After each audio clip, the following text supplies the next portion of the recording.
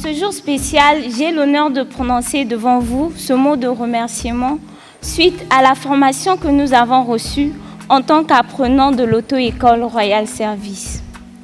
Après 1 an d'existence, cette auto-école a formé plusieurs conducteurs dans la ville Océane.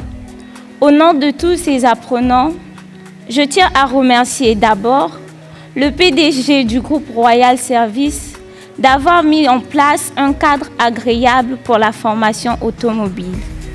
Ensuite, nous tirons notre chapeau au directeur général qui dirige d'une main de fer ce groupe ainsi qu'à ses collaborateurs. Enfin, nous remercions infiniment notre formateur en la personne de M. Alban César Nkunku qui ne ménage aucun effort pour mener à bien sa mission. Tout au long de cette formation, nous avons reçu des enseignements adéquats dans un cadre idéal avec un matériel adapté et de qualité. Nous félicitons de tout cœur les acteurs du groupe Royal Service en leur rang et attribution. Nous souhaitons donc bon vent aux perspectives d'avenir que s'est fixé ce groupe.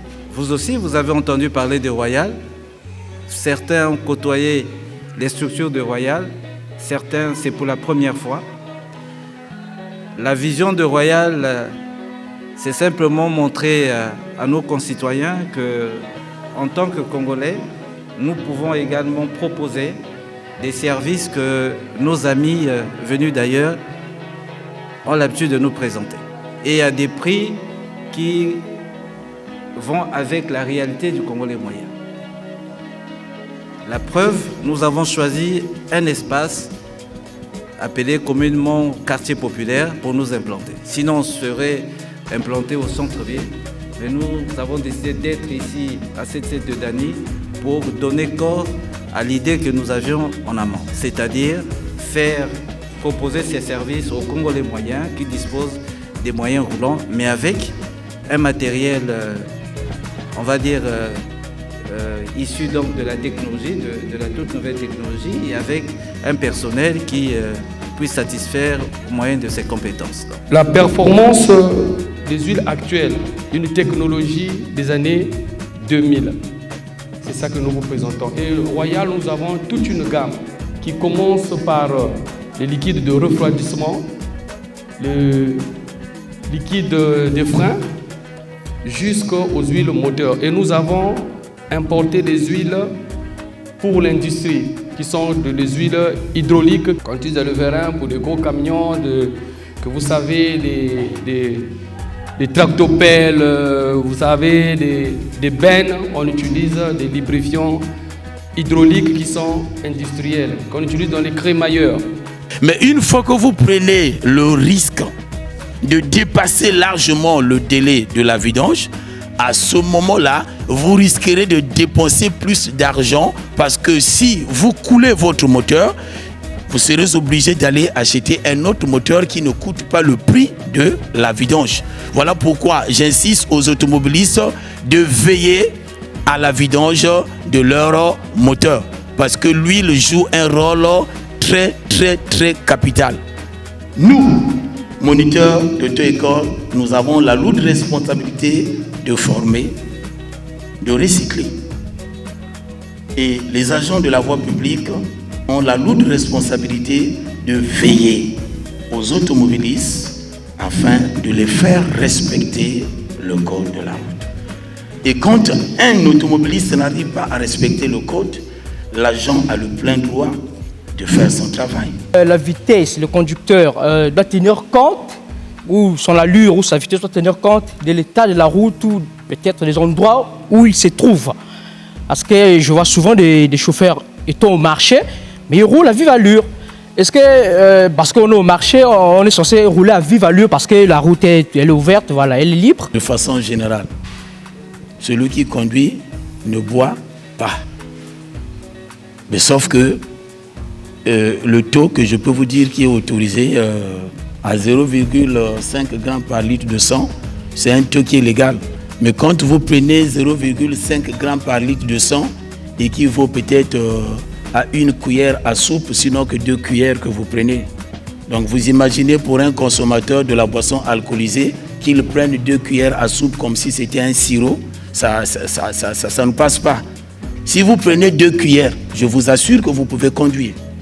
Parce que vous n'allez pas dépasser le taux qui est légal.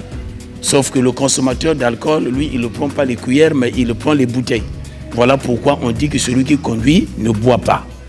Et pour la deuxième question, la vitesse doit être adaptée par rapport aux conditions de la circulation, les conditions du trafic, l'état de la route et aussi tenir compte des panneaux de limitation de vitesse.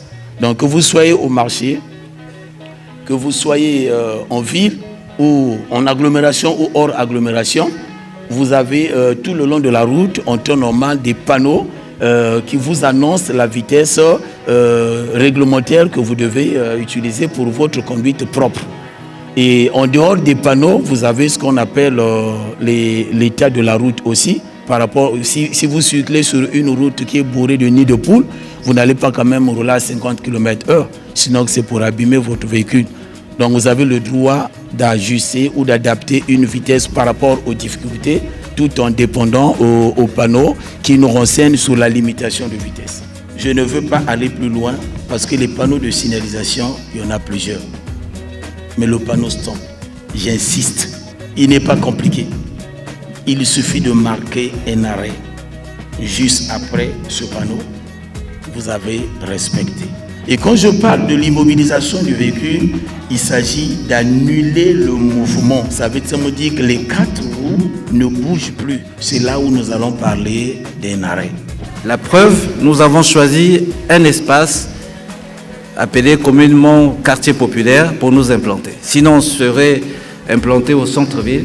Mais nous avons décidé d'être ici à cette de Dani pour donner corps à l'idée que nous avions en amont, c'est-à-dire proposer ces services aux Congolais moyens qui disposent des moyens roulants, mais avec un matériel de la toute nouvelle technologie et avec un personnel qui puisse satisfaire au moyen de ses compétences.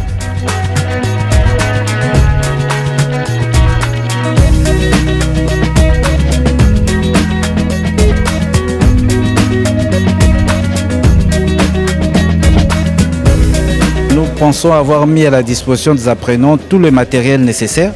Nous avons des logiciels, donc un matériel didactique performant, pouvant permettre à n'importe qui de suivre sa formation en conduite automobile et puis se sentir utile dans la société. Ce jour marque la fin de notre formation, nous les apprenants.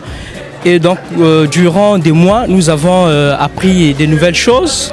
Et notre horizon intellectuel, mon horizon intellectuel s'est élargi dans un domaine bien particulier qui est la conduite automobile.